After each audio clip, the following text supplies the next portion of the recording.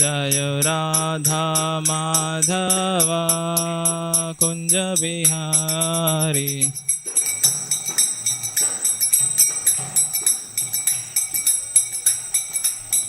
जय राधा माधवा कुंज बिहारी।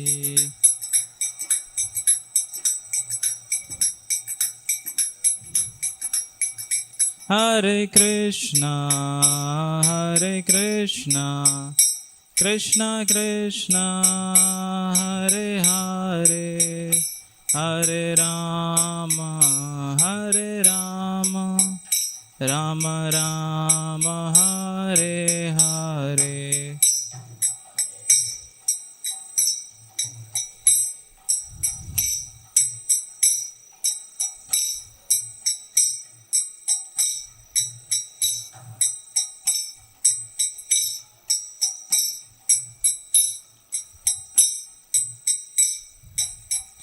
हरे कृष्णा कृष्णा कृष्णा हरे हरे, हरे राम राम राम हरे हरे।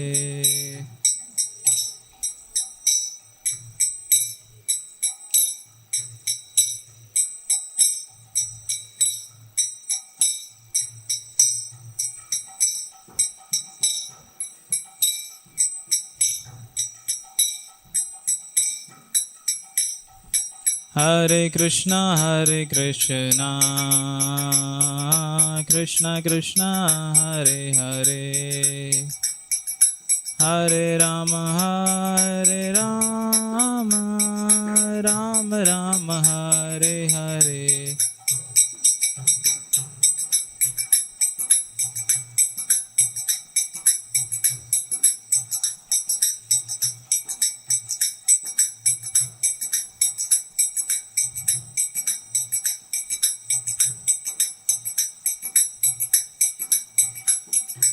हरे कृष्णा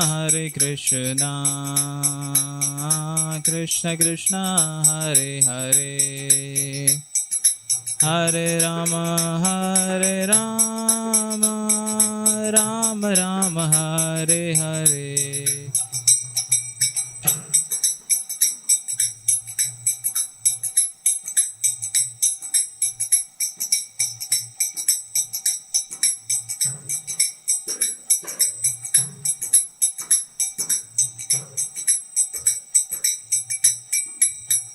जय राधा राधिका रमण श्री राधे।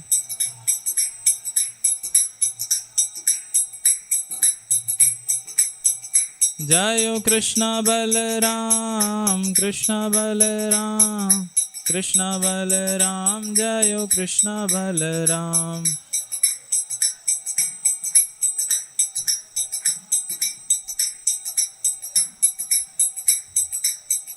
जय गौरनिताय जय गौरनिताय।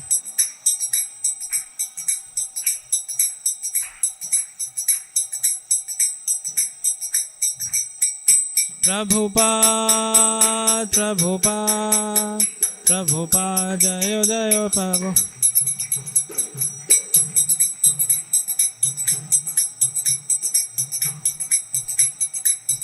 निताय गौर हरि बोल निताय गौर हरि बोल।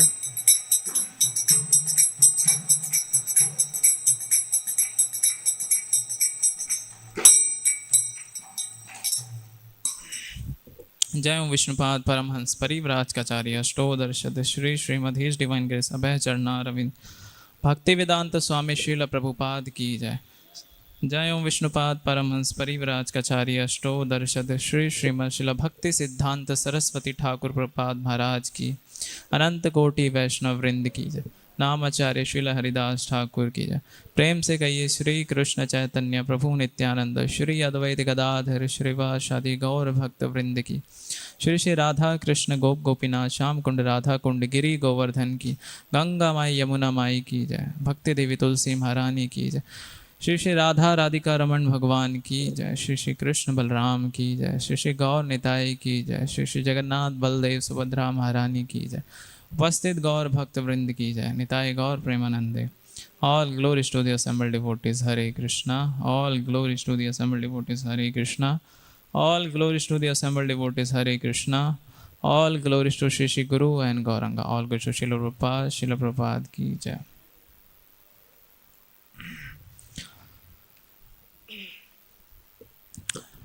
तो आज हम चर्चा करेंगे भगवत गीता के अध्याय 17 और श्लोक संख्या 5 और 6।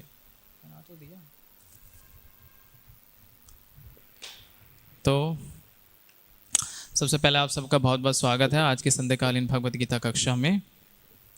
तो यहाँ पे आप सबको श्लोका दिख रहा है, तो पहले मैं दोहराऊंगा, फिर आप लोग प्रयास करना पीछे दोहराने का। आशास्त्र विहितम घोरम तप्तयन्ते ये तपः जना दंभ अहंकार संयुक्ता काम राग बल अन्वितम। ठीक है, तो ये 2 श्लोक हैं। पहला एक मैं पढ़ता हूँ। आशास्त्र विहितम घोरम। आप सब पीछे दोहराने का प्रयास कीजिए। आशास्त्र विहितम घोरम तप्तयन्ते ये तपा जनादंभ अहंकार संयुक्ता काम राग बल। ठीक है, दूसरा श्लोका पढ़ते हैं। कर्षयन्तः शरीरस्थं भूतग्रामं अचेतसा मम च एव अन्तः शरीरस्थं तन्वृद्धि असुर निश्चयन्। ठीक है, कर्षयन्तः शरीरस्थं भूतग्रामम् अचेतसा मम च एव अन्तशरीरं स्तं दान विद्यासुर निश्चयन्। कोई दोहराना चाहेगा? अशास्त्र विहितं घोरं तप्तयन्ते ये तपो जना दम अहंकार संयुक्तः कामरागा बलान्विता कर्षयन्तः शरीरस्थं भूतग्रामम् अचेतसा मां च एवान्तशरीरस्थं तान् वृद्धि असुर निश्चयान्। और कोई? अशास्त्र विहितं घोरं तप्तयन्ते ये तपो जना दंभ अहंकार संयुक्तः कामरागा बलान्विता कर्षयन्तः शरीरस्थं भूतग्रामम् अचेतसा मां चैवान्तशरीरस्थं तान् विद्धि असुरश्चयन्। और कोई? आप सबका धन्यवाद। शब्दात अनुवाद तात्पर्य शिल प्रभुपाद जी के द्वारा। शिल प्रभुपाद की जय। मेरे पीछे दोहराइए। आशास्त्र जो शास्त्रों में नहीं है, विहितम निर्देशित, घोरम अन्यों के लिए हानिप्रदा, तप्तयन्ते तप करते हैं, ये जो लोग, तपः तपस्या, जना लोग, दंभ घमंड, अहंकार तथा अहंकार से संयुक्तः प्रवृत्त काम काम राग तथा असक्ति का बल बलपूर्वक अविंता प्रेरित कर्षयंतः कष्ट देते हुए शरीरस्थम शरीर के भीतर स्थित भूतग्रामम भौतिक तत्वों का संयोग अचेतसः भ्रमित मनोवृत्ति वाले मम मुझको च भी एवं निश्चय ही अंतः भीतर शरीरस्थम शरीर में स्थित तान उसको विद्धि जनो असुर असुर निश्चयन असुर। अनुवाद। जो लोग दंभ तथा अहंकार से अभिभूत होकर शास्त्र विरुद्ध कठोर तपस्या और व्रत करते हैं, जो काम तथा आसक्ति द्वारा प्रेरित होते हैं, जो मूर्ख हैं तथा जो शरीर के भीतर तत्वों को तथा शरीर के भीतर स्थित परमात्मा को कष्ट पहुंचाते हैं, वे असुर कहे जाते हैं। मेरे पीछे दोहराइए। जो लोग दंभ तथा अहंकार से अभिभूत होकर शास्त्र विरुद्ध कठोर तपस्या और व्रत करते हैं, जो काम तथा आसक्ति द्वारा प्रेरित होते हैं, जो मूर्ख हैं तथा जो शरीर के भौतिक तत्वों को तथा शरीर के भीतर स्थित परमात्मा को कष्ट पहुंचाते हैं, वे असुर कहे जाते हैं। तात्पर्य। कुछ पुरुष ऐसे हैं जो ऐसी तपस्या की विधियों का निर्माण कर लेते हैं जिनका वर्णन शास्त्रों में नहीं है। उदाहरणरत किसी स्वार्थ के प्रयोजन से यथा राजनीतिक कारणों से उपवास करना शास्त्रों में वर्णित नहीं है। शास्त्रों में तो आध्यात्मिक उन्नति के लिए उपवास करने की स्तुति है, किसी राजनीतिक या सामाजिक उद्देश्य के लिए नहीं। भगवत गीता के अनुसार जो लोग ऐसी तपस्याएं करते हैं वे निश्चित रूप से आसुरी हैं। उनके कार्य शास्त्र विरुद्ध हैं और सामान्य जनता के हित में नहीं है। वास्तव में वे मूर्ख, गर्व, अहंकार, काम तथा भौतिक भोग के प्रति आसक्ति के कारण ऐसा करते हैं। ऐसे कार्यों से न केवल शरीर के उन तत्वों को विक्षोभ होता है जिनसे शरीर बना है, अपितु शरीर के भीतर निवास कर रहे परमात्मा को भी कष्ट पहुंचाता है। ऐसे अवैध उपवास से या किसी राजनीतिक उद्देश्य से की गई तपस्या आदि से निश्चय ही अन्य लोगों की शांति भंग होती है। उनका उल्लेख वैदिक साहित्य में नहीं है। असुरी व्यक्ति सोचता है कि इस विधि से वह अपने शत्रु या विपक्षियों को अपनी इच्छा पूरी करने के लिए बाध्य कर सकता है, लेकिन कभी कभी ऐसा उपवास से व्यक्ति की मृत्यु भी हो जाती है। ये कार्य भगवान द्वारा अनुमत नहीं है। वे कहते हैं कि जो इन कार्यों में प्रवृत्त होते हैं वे असुर हैं। ऐसे प्रदर्शन भगवान के अपमान स्वरूप हैं, क्योंकि इन्हें वैदिक शास्त्रों के आदेशों का उल्लंघन करके किया जाता है। इस प्रसंग में अचेत सह शब्द महत्वपूर्ण है। सामान्य मानसिक स्थिति वाले पुरुषों को शास्त्रों के आदेशों का पालन करना, जो ऐसी स्थिति में नहीं है, वे शास्त्रों की अपेक्षा तथा अवज्ञा करते हैं और तपस्या की अपनी विधि निर्मित कर लेते हैं। मनुष्य को सदैव आसुरी लोगों की चरम परिणति को स्मरण करना चाहिए। जैसा कि पिछले अध्याय में वर्णन किया गया है, भगवान ऐसे लोगों को असुरी व्यक्तियों के यहाँ जन्म लेने के लिए बाध्य करते हैं। फलस्वरूप वे भगवान के साथ अपने संबंध को जाने बिना जन्म जन्मांतर आसुरी जीवन में रहते हैं। किंतु यदि ऐसे व्यक्ति इतने भाग्यशाली हुए कि कोई उनका मार्गदर्शन करके उन्हें वैदिक ज्ञान के मार्ग पर ले जा सके, तो वे इस भाव बंधन से छूट कर अंततो गत्वा परम गति को प्राप्त होते हैं। ओम अज्ञानतिमिरान्धस्य ज्ञानञ्जनशलाकया चक्षुरुन्मिलितं येन तस्मै श्रीगुरवे नमः। श्रीचैतन्यमनोभीष्टं स्थापितं येन भूतले स्वयं रूपः कदा मह्यं ददाति स्वपदान्तिकं। वन्देऽहं श्रीगुरो श्रीयुतापदकमलं श्रीगुरून् वैष्णवांश। श्रीरूपं साग्रजातं सहगणरघुनाथान्वितं तं सजीवं साद्वैतं सावधूतं परिजनसहितं कृष्णचैतन्यदेवं श्री राधा कृष्ण पादान् सहगण ललिता श्री विशाखान्वितांश। हे कृष्ण करुणा सिंधो दीनबंधो जगत्पते गोपेश गोपिका कांत राधा कांत नमस्तुते। तप्त कांचन गौरांगी राधे वृंदावनेश्वरी वृषभानुसुते देवी प्रणमामि हरिप्रिये। वाञ्छाकल्पतरुभ्यश्च कृपा सिन्धुभ्य एव च पतितानां पावनेभ्यो वैष्णवेभ्यो नमो नमः।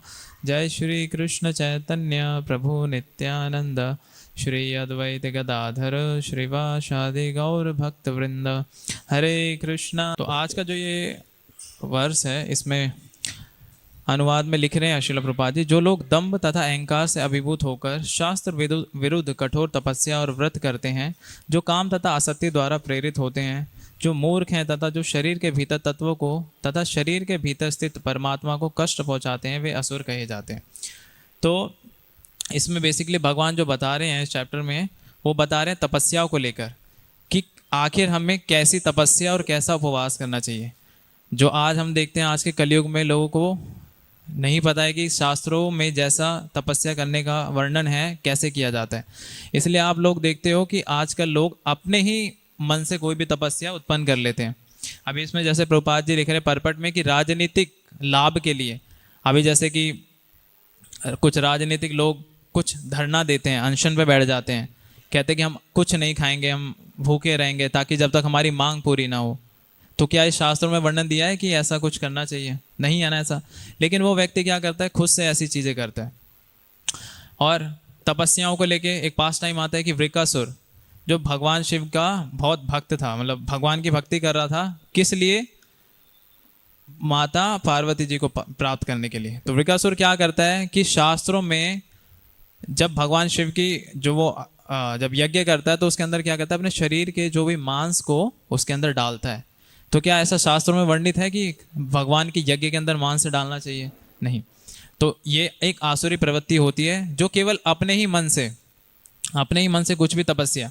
और भी आप देखोगे आज मतलब लोगों को कि लोग मतलब कुछ लोग मतलब कुछ सरिया टाइप का लेके ऐसे मुंह से निकाल लेते हैं, या बहुत से कुछ लोग मतलब एक आग का गोला बना के उसके अंदर बैठ जाते हैं, तपस्या करते हैं। कुछ लोग पानी में खड़े रहते हैं। तो आप देखोगे शास्त्रों में इन सब का वर्णन नहीं है। तो ये क्या है, तामसिक लोग तमोगुणी होते हैं, जिनकी बुद्धि होती है, वो क्या करते हैं, अपने खुद से ऐसी तपस्या खुद बनाते हैं ताकि कोई भौतिक लाभ हो। लेकिन जब शास्त्रों में इन चीज़ों का वर्णन नहीं है तो इस चीज़ का पालन करने के लिए, जब आप इस चीज़ को पालन करोगे तो इससे आपको कोई फल नहीं मिलेगा, क्योंकि जिस चीज़ का शास्त्र में वर्णन नहीं है वो चीज़ आपको कभी भी फल नहीं देगी। ठीक है। और इसमें आया है कि अशास्त्रीय, मतलब जो लोग खुद से अपने ग्रंथों को बना लेते हैं, अपने धर्म को बना लेते हैं, अपनी तपस्याओं को बना लेते हैं, तो भगवान भी इनका यहाँ पे खंडन कर रहे हैं कि शास्त्रों में जो यज्ञ दान तपस्या जो मैंने बताया है वो है। और इस कलयुग में क्या बताया तपस्या के लिए? हरे कृष्ण महामंत्र, है ना। भगवान के नामों को उच्चारण करना ही इस कलयुग में सबसे बड़ी विधि है जो एक यज्ञ कहलाती है। और दूसरा इसमें आता है कि दंभ अहंकार युक्त, दंभ अहंकार, तो इसमें दंभ भी है प्लस अहंकार भी है, फिर संयुक्त है। तो इसमें बता रहे हैं कि आजकल लोग कैसे होते हैं कि वो लोग धार्मिक कार्य नहीं करते हैं, है ना, लेकिन खुद को क्या जताना चाहते हैं कि मैं एक धार्मिक व्यक्ति हूँ। कोई धार्मिक कार्य नहीं करेंगे, लेकिन उनकी जो प्रोफाइल होगी समाज के लिए वो कैसी होगी कि मैं एक धार्मिक व्यक्ति हूँ। लेकिन वो पर्सनली कभी किसी चीज़ को धार्मिक कार्य में नहीं इन्वॉल्व करते, लेकिन वो कुछ को बस ऐसा खुद को दिखाने का प्रयास करते हैं।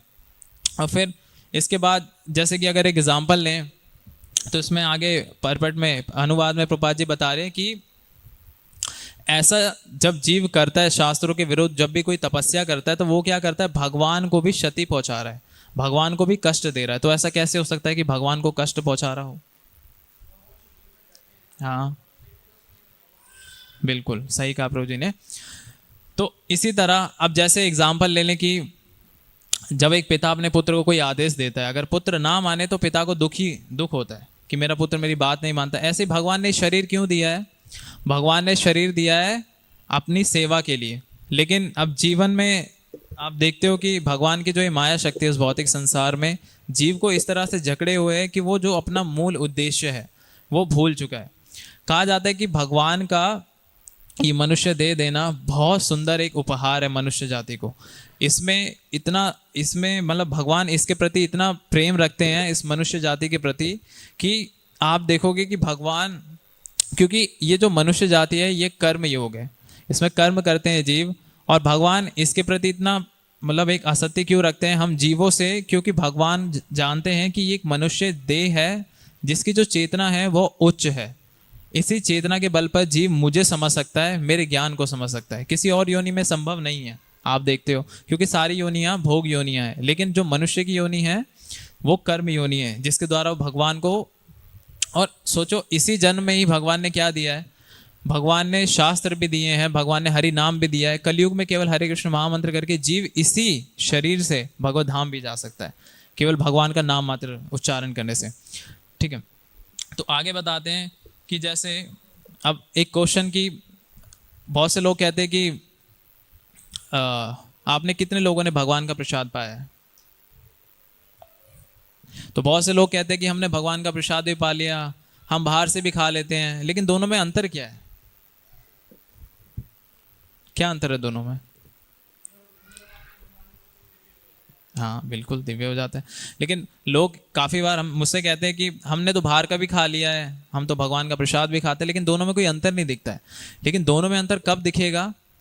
आप देखोगे जब अंतिम समय में, जीवन के जब अंतिम समय में उसको, जिसने शास्त्रों में वर्णित है कि जिसने एक बार भी भगवान का प्रसाद पा लिया उसको मनुष्य जीवन प्राप्त होता है।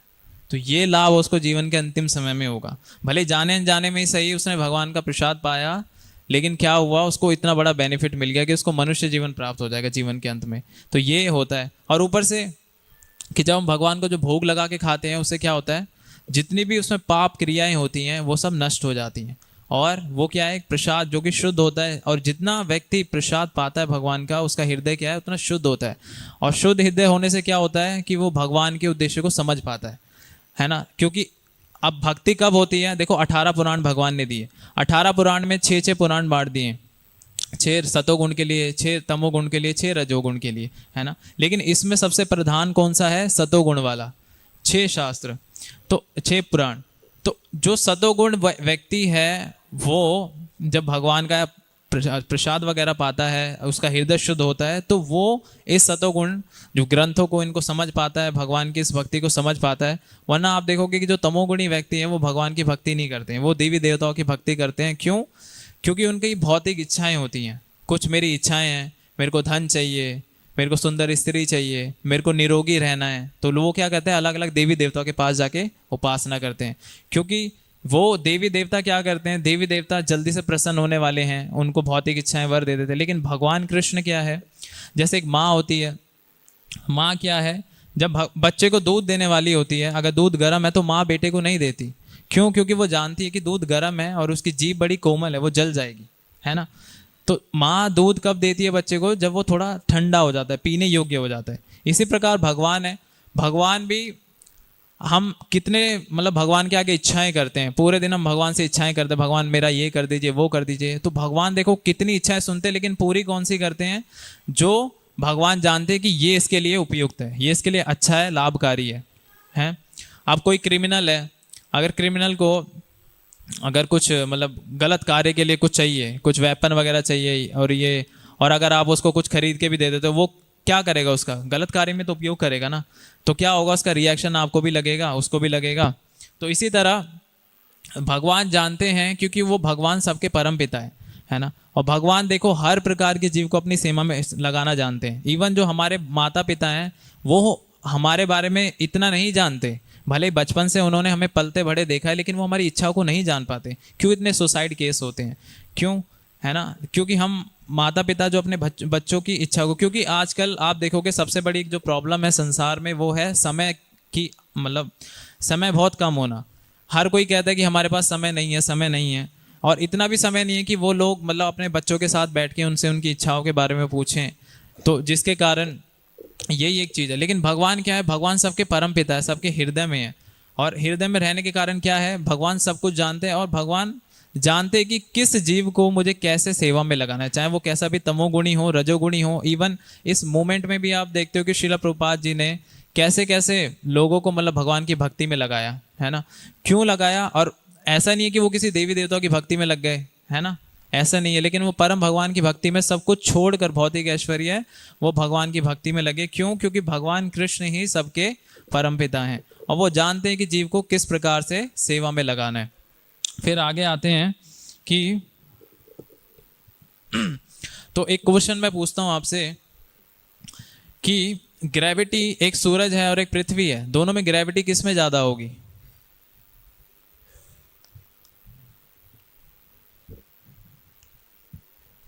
कोई बताएगा? दोनों में ग्रेविटी किस में ज्यादा होगी, सूरज में या पृथ्वी में?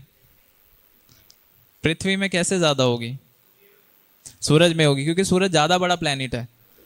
तो इसी तरह जो सूरज में ज्यादा ग्रेविटी है, ज्यादा क्या बोलते हैं उसको हिंदी में, मतलब एक गुरुत्वाकर्षण, यस। तो इससे क्या है, क्योंकि सूरज बहुत बड़ा है, इसी तरह जो एक जीवात्मा है, जीवात्मा का साइज कितना है शास्त्रों में? अग्रबाल के हिस्से का 10,000वां हिस्सा, ये जीव का एक मतलब एक वो उसका वो है, साइज है जीव का।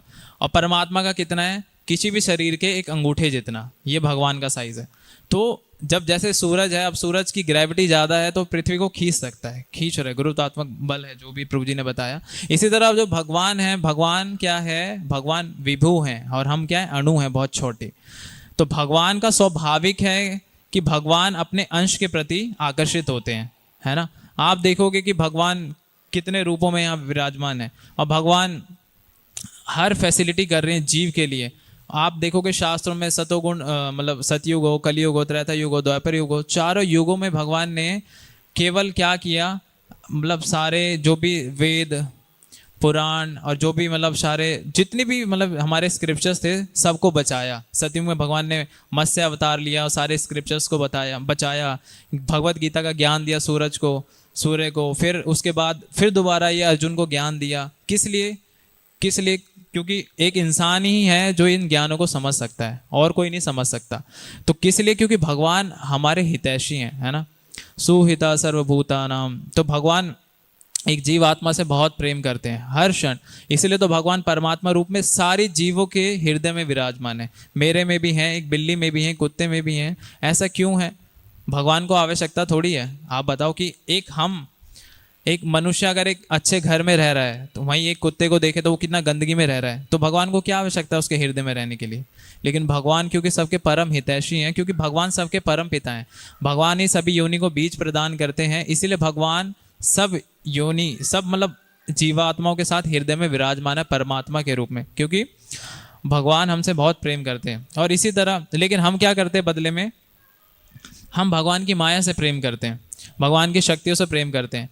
कभी हम भगवान के लिए, इवन हम इस कलयुग में हैं, कलयुग की तो दशा आपको पता है, लेकिन हम भगवान जैसे हम प्रार्थना करते हैं जब माता के घर में होते हैं कि भगवान हम आपकी भक्ति करेंगे, प्लीज़ ये हमारा आखिरी जन्म हो, हमें बाहर निकालिए इस कष्ट से, कष्ट वगैरह से निकालिए। तो आप देखते हो कि जीव जैसे इस भौतिक माया के जैसे प्रकोप में आता है, जैसे प्रभाव में आता है, तो सब कुछ भूल जाता है और शुरू से लेके, बचपन से लेके वो सारी चीजें करता है, लेकिन कभी भगवान को याद नहीं करता। भगवान को याद कब करता है? जब उसके ऊपर कोई कष्ट होता है। स्वाभाविक है कि फिर उसको भगवान ही याद आते हैं। जीव के सबसे करीब कौन है? परमात्मा ही है ना। इसलिए स्वाभाविक है कि उसको परमात्मा ही याद आते हैं। इवन आप देखोगे कि हमारे शरीर में कितने सारे अंग हैं, हम कितना इस पर मेडिटेट करते हैं पूरे दिन के अंदर? हम नहीं करते। लेकिन जब कोई भी पार्ट खराब होने वाला होता है तो फिर हमें याद आता है कि हमारे अंदर ये भी कोई अंग है। इसी तरह जब भगवान है, भगवान हमें हर क्षण याद करते हैं, लेकिन जीव है कि भगवान की माया से इतना असत हो रखा है कि वो भगवान समय ही नहीं देता भगवान के लिए, कि भगवान जो मेरे परम हितैषी हैं, जो सबसे ज़्यादा, और भगवान हमेशा हमें भीतर से परमात्मा के रूप में ज्ञान देते हैं, लेकिन जीव क्या है, अपनी जो इच्छा है उनको पूरा करने के लिए भगवान के जो इन ज्ञान को नहीं स्वीकार करता। आगे आता है कि इस संसार में हमारी स्थिति कैसी है, कि भगवान ने जो इस संसार की रचना की, तो इस संसार की रचना किस लिए की? कोई बताएगा? हाँ हाँ।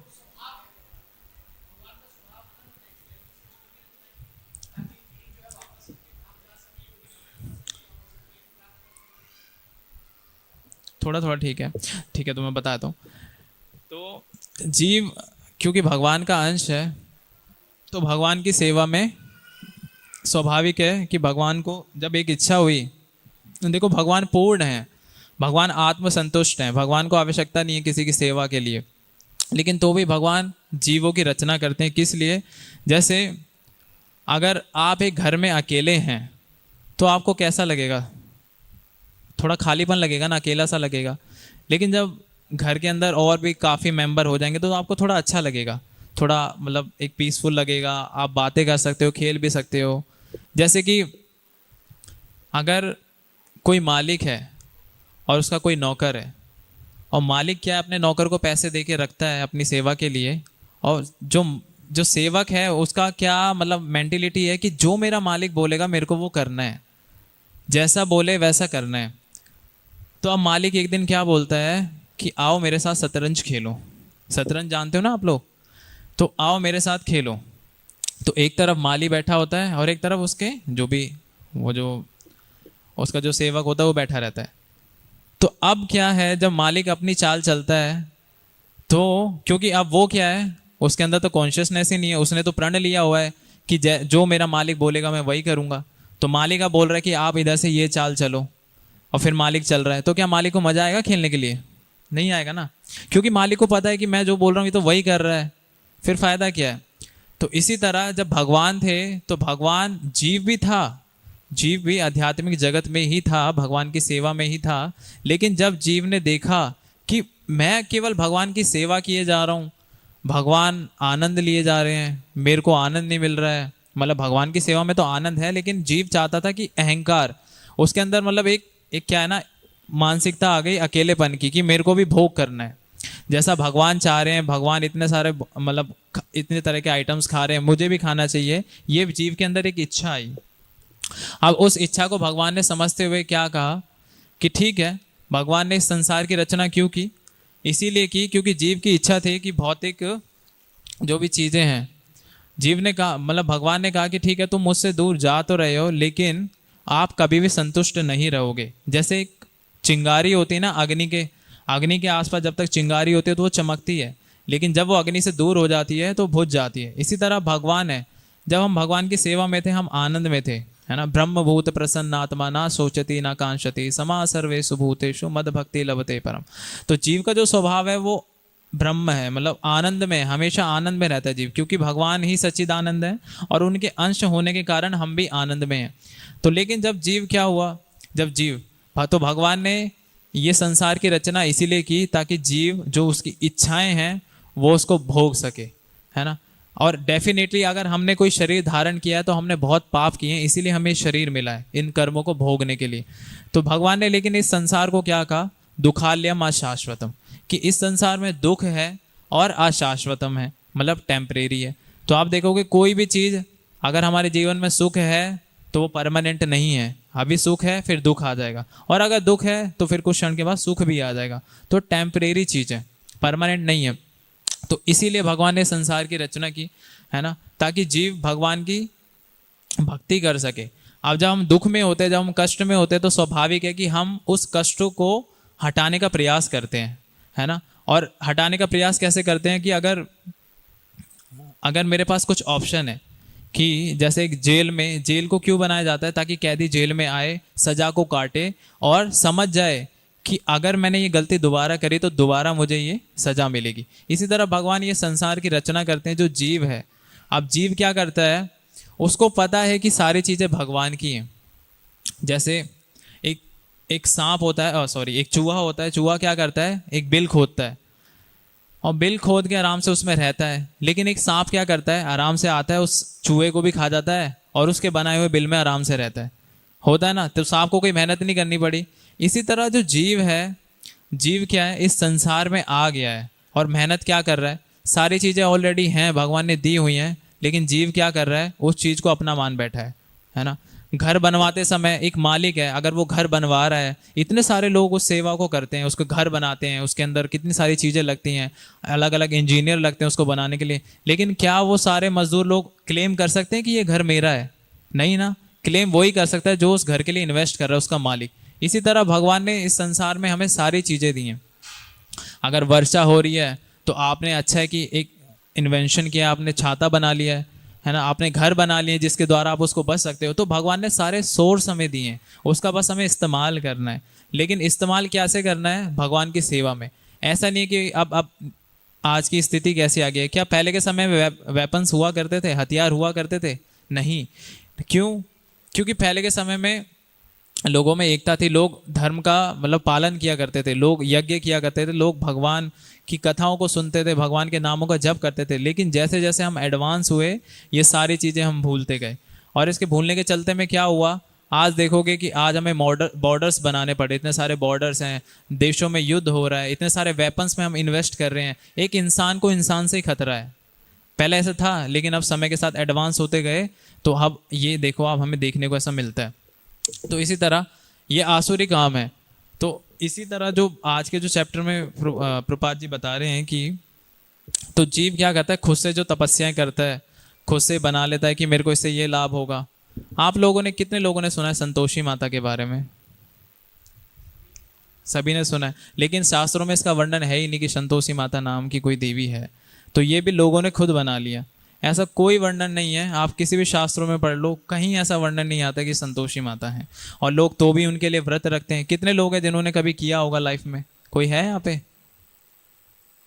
है ना? तो देखिए, तो मैं वही कह रहा हूँ कि जो चीज़ एग्जिस्ट नहीं करती है, यदि हम उसके लिए प्रयास करेंगे तो हमें कोई फल नहीं मिलेगा, है ना। अगर मैं खुद का कोई स्कूल खोल लूँ, 10th क्लास तक अगर मैं उसको पढ़ा लूँ, उसको रन कर लूँ, लेकिन 11th और 12th के लिए मुझे उसको रजिस्ट्रेशन कराना ही होगा CBSE से, है ना। तभी जो लोग उसके अंदर एग्ज़ाम दे रहे हैं उनको प्रमाणिक एक सर्टिफिकेट मिलेगा जो हर जगह कंपनी में अप्लाई हो सकता है। अगर मैं खुद से अपना स्कूल बना के खुद से साइन कर दूं कि चलो ये मेरी कंपनी है, मैंने आपको सर्टिफिकेट दे दिया, क्या वो किसी और कंपनी में वैलिड होगा? नहीं होगा, क्योंकि वो गवर्नमेंट के द्वारा अप्रूव्ड नहीं है। तो इसी तरह जब तक कोई चीज़ें शास्त्रों में वर्णित नहीं है लेकिन हम उसका पालन कर रहे हैं तो उसका कोई फायदा नहीं है। वो एक ऐसी चीज़ है कि आप केवल अपने जीवन का व्यर्थ, एक समय ही व्यर्थ कर रहे हो अपना उन चीज़ों पे। तो जो शास्त्रों में तपस्या क्या दी हुई है? एकादशी व्रत का पालन करना, है ना। और एकादशी व्रत भगवान कहते हैं माधव तिथि, जो भगवान को सबसे ज़्यादा प्रिय है। एकादशी व्रत का पालन करोगे, उससे क्या है कि आपको तुरंत भक्ति प्राप्त होगी। भगवान इतने प्रसन्न होते हैं कि एक दिन यदि कोई अन्न ना खाए, केवल पूर्ण रूप से भगवान। और ये व्रत क्यों रखे जाते हैं आपको पता है? उपवास का मतलब ही है कि भगवान के करीब जाना, भगवान को ज़्यादा से ज़्यादा भगवान में ही वास करना, भगवान के सबसे ज़्यादा करीब। तो उस दिन यदि हम ध्यानपूर्वक एकादशी का पालन करते हैं तो हमें भक्ति बहुत जल्दी प्राप्त हो जाएगी। शास्त्रों में और भी वर्णन है, देवी देवताओं के हैं, शिवरात्रि है, नवरात्रि है, ये सब बोनाफाइड हैं, ये सब शास्त्रों में मेंशन है। इसीलिए इनको करने से हमें जो लाभ प्राप्त होता है। और आगे बताते हैं कि और मतलब इसमें और आगे आया है कि लोग इतनी तपस्याएं करते हैं, खासकर राजनीति को लेके। अब राजनीति को लेके लोग क्या करते हैं कि अपने अपने हिसाब से कुछ कुछ तपस्याएं करते हैं, अनशन पे बैठ जाना या कुछ और मतलब इवन इस हद तक वो कहते हैं कि हम अपनी जान दे देंगे यदि हमारी इच्छाएं पूरी नहीं हुई है। और कई बार ऐसा हो भी जाता है कि जान चली भी जाती है। आपने देखा होगा अभी किसान आंदोलन चल रहा है ना, उसमें कितने जो भी किसानों की हत्या हुई, कितने मतलब लोग मारे गए, किस लिए? कि उनकी भी कुछ इच्छाएं थी। और ऐसी और भी अनेकों घटनाएं होती रहती हैं। आगे बताते हैं कि और मतलब भक्ति के लिए जब हम प्रयास करते हैं, खासकर इस कलयुग में, तो कलयुग में भक्ति के लिए प्रयास करने के लिए क्या होता है कि आपको कोई भी फेवरेबल जो भी है कंडीशन नहीं मिलेगी। आप अगर प्रयास कर रहे हो अच्छी चीज़ों के लिए तो क्या होगा, ज़्यादातर आप सबसे पहले आपके माता पिता ही आपको रोकते हैं, है ना। और माता पिता की भी 3 कैटेगरी होती हैं। जैसे कि एक माता पिता क्या होते हैं कि जो अपनी संतान का हमेशा हित चाहते हैं कि यदि तुम खुश हो तो हम भी खुश हैं। तो ऐसे माता पिता क्या करते हैं, बच्चे को रोकते नहीं हैं कोई भी कार्य करने से।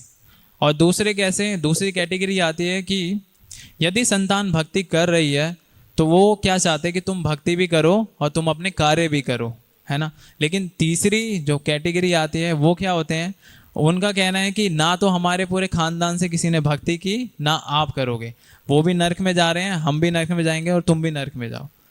तो ये 3 कैटेगरी होती हैं। तो क्यों ना बेस्ट है कि हम भगवान को भी अपने जीवन में इंक्लूड कर लें, क्योंकि ये जीवन ही भगवान के लिए। अब एक पेन है, पेन का पर्पस क्या होता है? लिखना। पेन को किस लिए बनाया? लिखने के लिए बनाया। लेकिन हम उससे और भी कार्य करते हैं ना। कम पेन को मतलब खुजलाने के लिए भी इस्तेमाल कर लेते हैं, कुछ फेंक भी देते हैं अगर कोई बात कर रहा है। तो मेन अगर जब हम इन चीज़ों में इस चीज़ का इस्तेमाल कर रहे हैं तो जो उसका प्राइमरी पर्पस है उसको लिखना, वही भूल जाते हैं। तो इसी तरह ये जीवन है, मनुष्य जीवन है, भगवान ने किस लिए दिया है? भगवान ने भगवान की भक्ति के लिए दिया है, सेवा के लिए दिया है। यदि हम वो ही नहीं करेंगे तो इस जीवन का फायदा ही क्या है ना। तो इसीलिए जब भगवान को हम सेंटर में रखते हैं, भगवान की भक्ति भी करते हैं, हम अपने आध्यात्मिक कार्य भी करते हैं। ऐसा नहीं है, भगवान ने कहा है सर्वधर्मान परित्यजा मामेकं शरणं व्रज, मतलब सारे धर्मों का परित्याग कर दो, लेकिन उसका भी गलत स्पेकुलेशन नहीं करना है कि अब तो हम कुछ नहीं करेंगे, एकदम वैराग्य होकर हिमालय पे चले जाएंगे, ऐसा नहीं है। भगवान ने कहा है जो इस मनुष्य देह में है ना, क्योंकि इस मनुष्य देह में क्या है? आहार, निद्रा, भय, मैथुन, ये 4 चीजें हैं। ये शरीर की ज़रूरतें हैं। आपको खाना भी है, आपको सोना भी है, आपको कार्य भी करना है, तो ये भी कीजिए, लेकिन उतना ही कीजिए जितना आपके लिए पर्याप्त है। अब कुछ लोग क्या होते हैं कि पूरा जीवन ही इसी चीज़ में दे देते कि मेरे को सबसे बड़ा करोड़पति बनना है। अब क्या फ़ायदा होता है कि वो व्यक्ति पूरा जीवन उसी में दे देता है, लेकिन अंत में क्या होता है कि मृत्यु के समय सारी चीज़ें चली जाती है, वो भी उसका फ़ायदा नहीं उठा पाता। तो फिर क्या फ़ायदा इस चीज़ों का जब हम अननेसेसरी इन चीज़ों को इकट्ठा कर रहे हैं। और जो आप देखोगे इस कलयुग में आप ज़्यादा धन भी नहीं रख सकते हो, कभी भी आपके घर के ऊपर रेड पड़ जाएगी तो वो धन भी आपका चला जाएगा, है ना। कि आप कितने पॉपुलर हो जाओ तो क्या होगा, आपकी जान को उतना ही खतरा हो जाता है कि कोई लोग मुझे मार ना दे, कोई ये ना कर दे। तो भगवान ने कहा है दुखालयम अशाश्वतम। मैंने पहले भी कहा था कि जो भी है इस संसार में टेम्परेरी है। अभी आप बड़े प्रसिद्ध हो तो आगे चल के हो सकता है कि आप प्रसिद्ध ना हो। इसी तरह भक्ति है, तो भक्ति जब हम अपनाते हैं तो बहुत सारे ऑब्स्टिकल्स आते हैं, बहुत सारी कठिनाइयाँ आती हैं। लोग आपको फेवर में रहेंगे भी या नहीं भी रहेंगे, क्योंकि इस कलयुग में ज़्यादातर लोग नहीं रहते हैं कि आप भक्ति करो भगवान की। तो लेकिन तो भी क्या है, आपको प्रयास करना है। जब आप सिंसियर होकर प्रयास करोगे भगवान की भक्ति करने का तो भगवान आपकी सहायता करेंगे, है ना।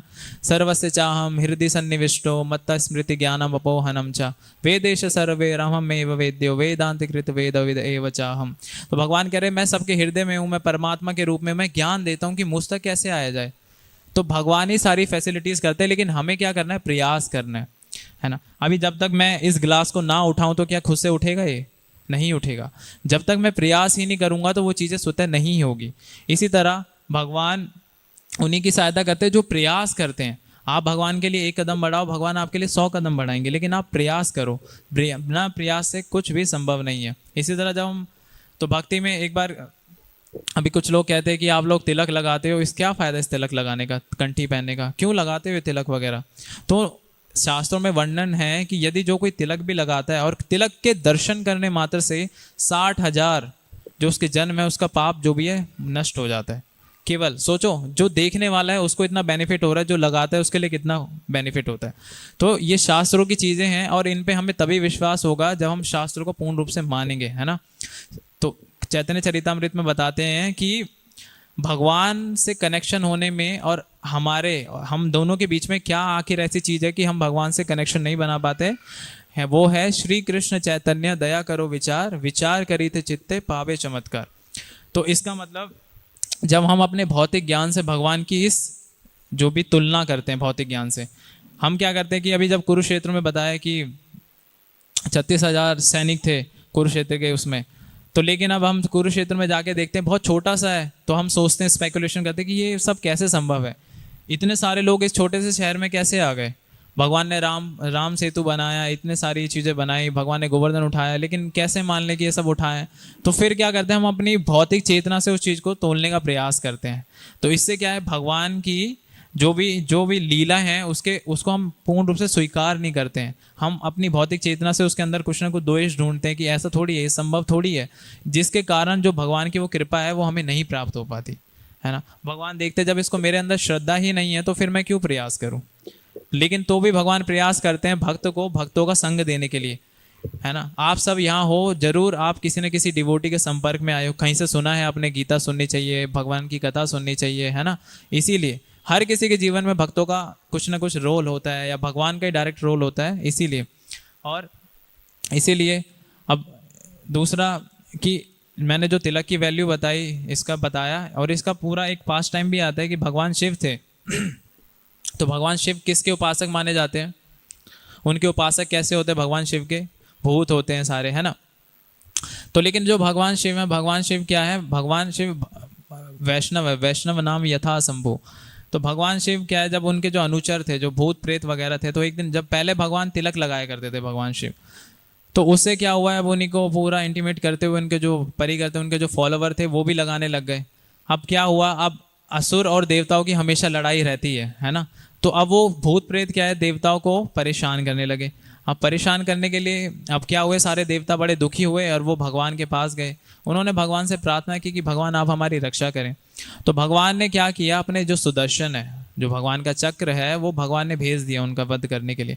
लेकिन जब सुदर्शन जी ने देखा कि इन सब के माथे पर तो वैष्णव तिलक है, मैं इन्हें कैसे मार सकता हूँ, तो उन्होंने क्या है, उनकी रिस्पेक्ट की और वापस आया। तो उन्होंने बताया, तो तब भगवान ने कहा शिव जी को कि आप ये तिलक ना लगाएं, आप अपना जो आचरण है वो चेंज करें। तब जाके जो उनके परिकर थे, उन्होंने भी उनको फॉलो किया और उनकी देवताओं की रक्षा की। तो बहुत सारी चीज़ें हैं शास्त्रों में, इसीलिए जो भी विधि है, जो शास्त्रों में विधि दी गई है, उसके हिसाब से यदि हम तपस्या करेंगे, उसके हिसाब से हम उनको पालन करने का प्रयास करेंगे, तो उनका जो फल है वो हमें पूर्ण रूप से प्राप्त होगा, है ना। और